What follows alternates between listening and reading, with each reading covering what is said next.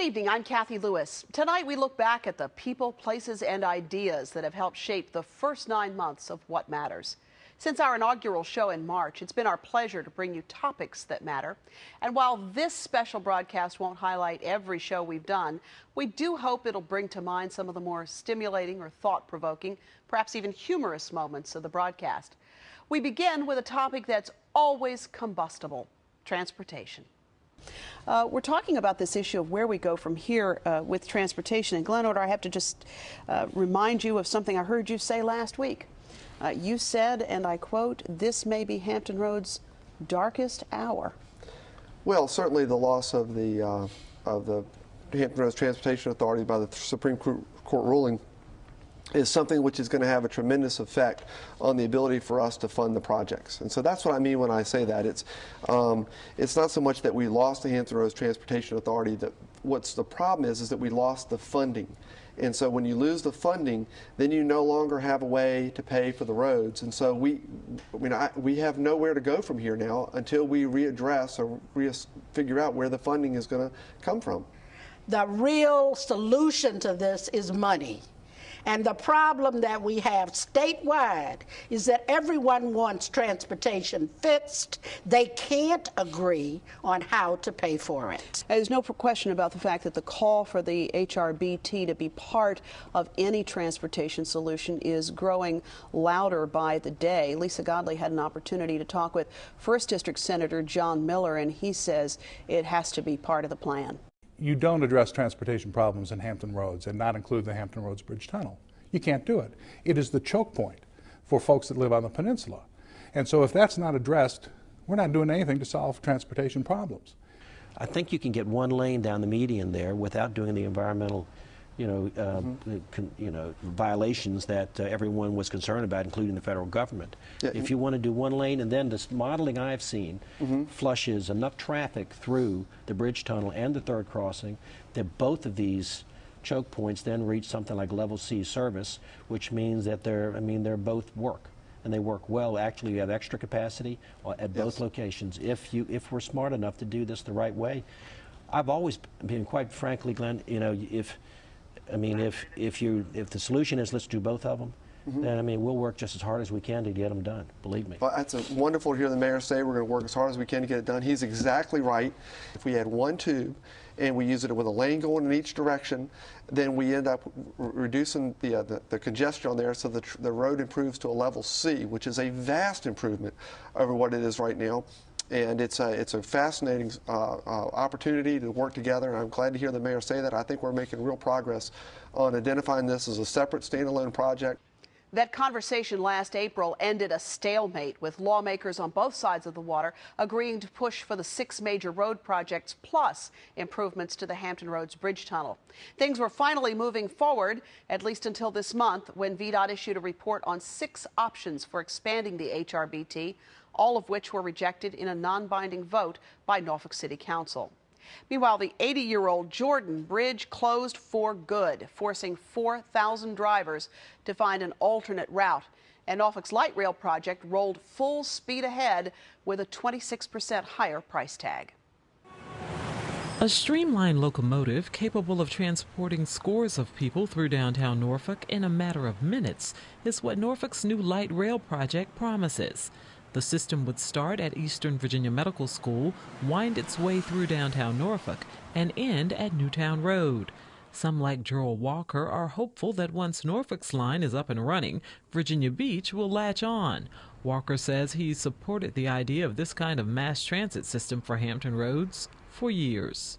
I thought that a rail system was a great way to alleviate some of our traffic flow problems, even back in '99, and since then, it's gotten really ridiculous in Hampton Roads as far as getting from A to B and dealing with the traffic on a daily basis.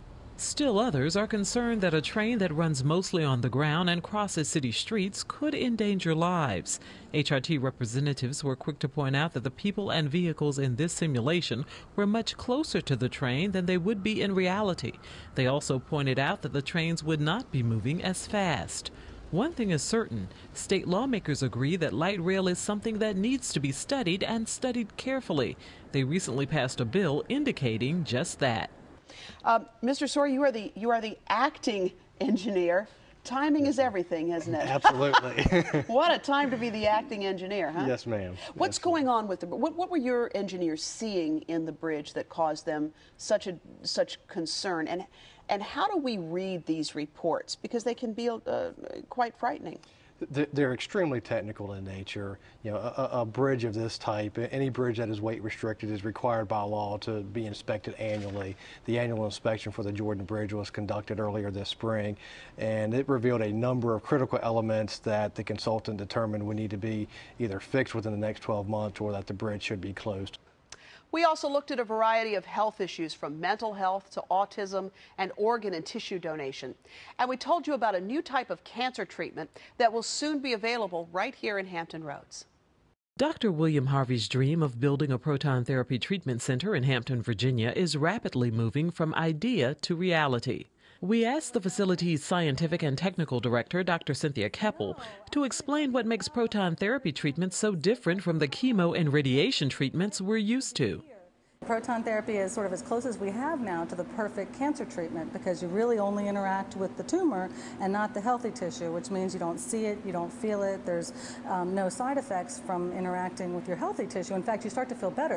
And now we'll talk with Chuck Penn. You probably know Chuck as a spokesperson for Dominion Virginia Power. He's the one who tells you how long it will take before your power comes back on. But in addition to a very significant professional life, Chuck and his wife live a personal reality that certainly many, many parents face, and that is the fact that your son struggles with mental illness. I'm happy to have you with us tonight. Thank you for having me. It's a very important topic. I would characterize it, Kathy, as a nightmare that is perpetual. It never ends. I mean, it's something that just goes on and on and on. We've lived with our son's illness since 1990. Chuck was diagnosed as bipolar. In fact, and how old was he, may I ask? Chuck had just graduated from law school. I see. And taken his bar exam. I believe he was around 28 or 29 years old. And we should note that this was a very academically gifted young man. Tremendously talented. When I see someone like a Barack Obama or someone like that, that could very well be my son. That's how talented he was. He was an excellent student athlete. He led the league in scoring, and he was the 4th all-time leading scorer. He went to the Netherlands after he got his graduate degree, and he played ball over there, professional ball. He came back, he applied to all the best law schools, Harvard, University of Chicago, UCLA, decided on the University of Pennsylvania, graduated from there, started working for a very prestigious Philadelphia law firm. 6 months later, the bottom fell out. Yeah. So and there is he graduating from Lehigh University there. And when you say the bottom fell out, what do you mean? We started seeing behavior. We thought it was stress because he came right out of law school. He was already working for the law firm part-time. He came out of law school. He started studying for his exam to pass his bar exam. He passed his bar exam. So you thought it was stress? I thought it was stress. Yeah. My wife thought it was stress. And then he started getting some really bizarre behavior. And it became very, very When you apparent. say bizarre behavior, we're talking about a model student athlete. What did he start doing? Well, he started talking about him being in an internal battle internally within his mind. And he became what they call religiosity. Yes. Very different from the way he had ordinarily been. Yes, most certainly. And he was engaged to a very beautiful young lady, and he broke that off just out of a sudden, and then he married a young lady whom we had never met. And so there were so many different characteristics that was unlike Chuck, and then eventually he started becoming violent. He's been involuntarily placed in a facility on a couple of occasions, and he himself has placed himself in it. Our biggest struggle, and one of the things I did not hear enough of during the whole Virginia Tech proceedings, was a concentration on HIPAA, which I think is health insurance, portability, privacy. Yes. It speaks to that.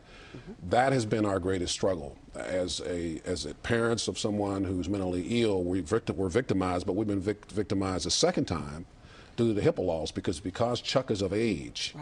It requires his signature for the medical practitioners to share his treatment with us.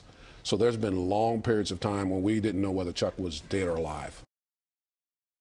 Isabel McMillan is an adorable, energetic 5-year-old who loves Barney. What's that? Barney? And like most children her age, when her favorite show is on, it easily captures her attention. But unlike other 5-year-olds, Barney is pretty much all Isabel ever wants to watch, because Isabel is autistic. According to the National Institute of Neurological Disorders and Stroke, there are 3 common signs of autism. Children having difficulty interacting socially, difficulty with verbal and nonverbal communication, as well as repetitive behaviors or narrow obsessive interest, and it can range from mild to disabling. Remember Isabel and Barney? Alan and Teresa McMillan used Barney to help Isabel learn, like putting together this Barney puzzle. But if she'd rather be watching the video, it isn't easy. Come here. We'll go watch Barney after we finish the puzzle, okay? Come on. And so he had had a massive heart attack, is what eventually they learned about this, which meant that there were some of his organs that they just really couldn't do anything with from that perspective. Exactly. He had been without oxygen those few moments from the time this happened until we got to Beach General. Probably less than 2 minutes without oxygen, but unfortunately the organs need to have oxygen the whole time. But they were able to utilize Dale's eyes, so today 2 people see that would not have otherwise seen. They're seeing a rainbow, an ocean, a butterfly, a grandchild. Yeah. What a year for politics. Hampton Roads was a swing region in a swing state, voting Democratic for the first time in 44 years. The Commonwealth helped send Barack Obama to the White House and Mark Warner to the Senate to fill the seat of retiring Republican Senator John Warner. In the 2nd District, Representative Thelma Drake lost her bid to hang on to her seat to political newcomer Glenn Nye. And through it all, What Matters brought you an up-close look at the candidates and what they stood for.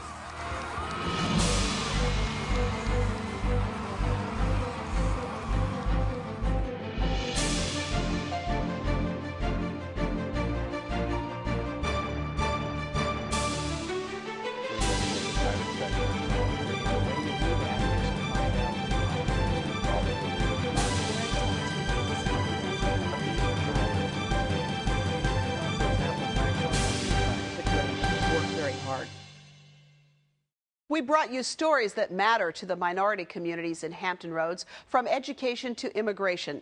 And we took you to Richmond to see a day some thought they'd never see, the unveiling of a civil rights statue at the state capitol. I know in my mind that we wouldn't have anything like this.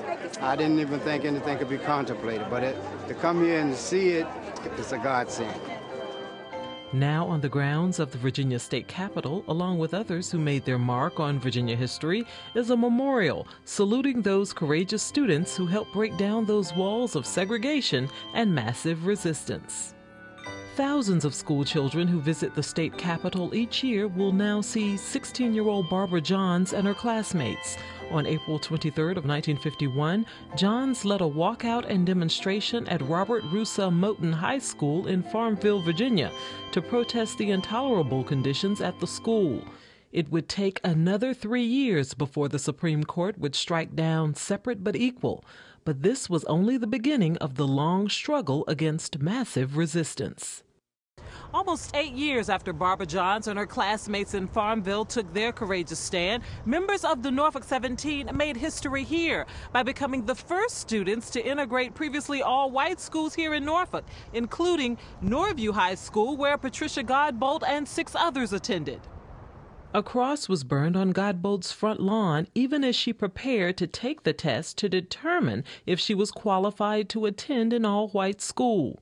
She persevered and passed the test with flying colors, but acceptance would not come easy. But when I walked up to the building, the perimeter was covered with reporters and students hanging out, and I didn't really feel fear then. I didn't feel fear until it was time to come out of the building. I was sitting there thinking, what am I doing here? What am I doing here? So now I have to walk home. Godbolt would go on to graduate from Norview High School, but she says there wasn't a day her mother didn't fear for her life. It's hard to think about your child coming to school every day and not knowing whether that child's going to come back in a body bag or not.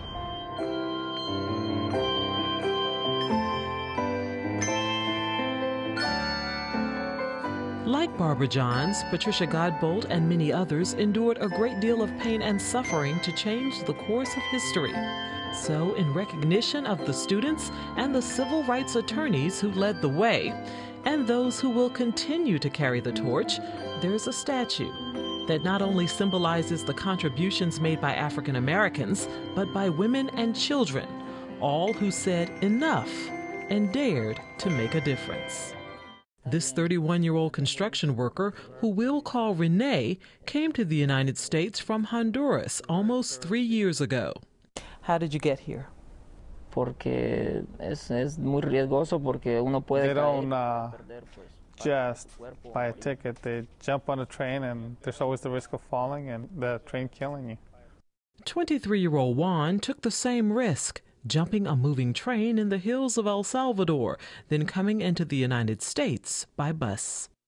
Es para salir adelante en mi país. The motive for being here is to continue to move forward in the country that he came out of. The majority of young people desire to keep moving forward because of the poverty that they live in. What's life been like since your arrival? Yo pienso que from the beginning, it was a little difficult. In my country, we live with freedom and liberties. Podríamos decir como en una cárcel de oro.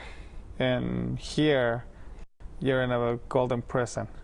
Lisa's piece, I think, pointed up so very well the challenge for 12 million people in this country who are not here legally. And that, of course, brings us to this really thorny issue of legal versus illegal and where we go with all of this. Beatrice, as you know, I know you've been following this carefully, in Northern Virginia and Prince William County, they've enacted some of the toughest regulations against illegal immigration in the whole country. And they're having some effect, I think both intended and unintended, I suspect. That is correct. In Northern Virginia. And I'll tell you one thing.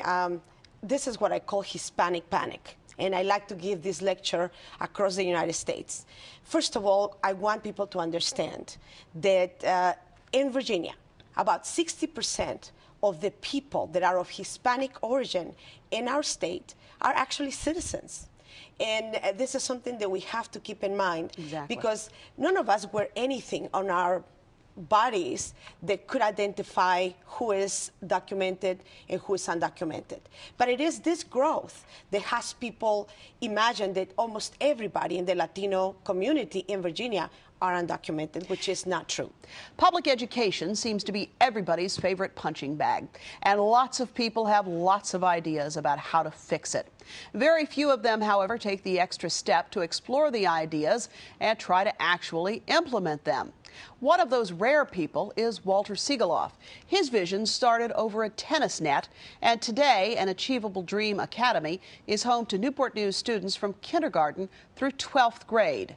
Shelve just about every idea you have about public education and join Lisa Godley for a tour of a unique partnership among Newport News public schools, nonprofit organizations, and the military. When I walked through the front doors of An Achievable Dream, it was obvious to me that this school was different. Well, they took algebra in the 7th grade. They took geometry last year, and they're taking algebra trig this year. Yeah, they'll be in pre-calc next year in 10th grade. Not only are the students here taking tough classes, they're passing them with flying colors. They passed every SOL, 100% for algebra and geometry. And I would imagine they all passed this again this year for algebra too. So they're doing great. As I continued my trek through the halls, I noticed that like most middle and high schools, there were room numbers. But here, the numbers are secondary to the words printed above. Words like patriotism and optimism. On the walls are quotes, like this one, which reads, "This is a country of the people, by the people, and for the people. The future is up to you." The program targets children who are at risk of failure in school due to many social disadvantages and teaches them to become productive citizens with achievable dreams. Our editorial roundtable shows are some of the most engaging and entertaining shows we produce. This well-informed and talented group of journalists and bloggers first came together back in August as political candidates zipped in and out of the Commonwealth. As you're about to see, there is never a dull moment when Don Lozado, Kimball Payne, Vivian Page, and Brian Kerwin are talking politics. Quite honestly, if we were Obama, we'd be worried that it's so close. This is a year that's supposed to be a tidal wave like '06 for the Republicans, not even have a chance. You know, we nominate John McCain. It was going to be Hillary or it's going to be Barack Obama. We still don't know. Likely to be Barack Obama. Republicans should be down 20 points. I would love to watch the convention with you, Brian Kerwin. We have a little insert in the bottom of the screen. I can't believe we're like within a point of each other. This is fantastic news. If you went back 2 years, I mean, Republican, Democrat, doesn't matter. Two-term presidents aren't usually followed by a president of their own party. Country usually flips. The fact that it's this close, this late, Republicans are elated. I don't know that Virginia can make the leap. I'm hoping Virginia can make the leap, but I don't see it happening. I don't think the electorate has changed that much in the last 2 years. And when I look at 2 years ago when we had the race for Senate and looking at the blue parts of the state as opposed to the red parts of the state, it's going to be tough. It's going to be very, very, very tough to pull it off. And so folks are going to have to work really, really hard in order for that to happen. Do you trust the polling, Vivian? I mean, No. we've been through this before in Virginia. I mean, the Wilder effect. Yeah, I don't trust the polling. How much of a factor do you think it'll be? This far out. I just don't trust it this far out. I think we're too far away. There are too many people who still are watching the Olympics, who have not paid any attention. If we're this close in October or even late September, then I'd say the Democrats have something to worry about. But the truth is that because that's a valid point that Barack should be that much further ahead. Oh, but I mean, what you can't expect a blowout. I mean, there's never going to be a blowout. No, it's not going to be 20 points. The race is going to tighten points. up in September and October, and we're going to be battling down the stretch, and no one knows exactly how everyone's going to vote. I mean, it's August, and we're already seeing attack ads. I mean, it's early. This is going to be UGLY. Sometimes it's the hot topic of the day that drives the conversation here at What Matters. Other times it's the people affected by the issues. One of our favorite guests this year was 3-year-old Jacob Ralston, a little boy battling cancer with the help of proton therapy. Jake will undergo some more surgery this month. Doctors hope they can confirm that what they're seeing is bone damage from his treatment and not a resurgence of cancer. We'll keep you posted on his progress. But we start this segment with part of our exclusive interview with former William & Mary President Gene Nickel, who sat down with us after resigning under fire. I know there are these disagreements or arguments about the reason for my departure. I have said very clearly what I believe those reasons were, and I still believe that. So I likely don't agree with the verdicts as presented. I have thought for a long time that the major part of my job was trying to help these young women and men understand that their horizons can be expanded, to sort of change their view of the possible. And I think we had at least some success in that. I think that is the potent goal of higher education. It's its challenge and its marvelous legacy. And when I think about what these young women and men will be able to accomplish, what this really distinctive faculty in terms of its culture of teaching through research, which is a real hallmark of the College of William & Mary.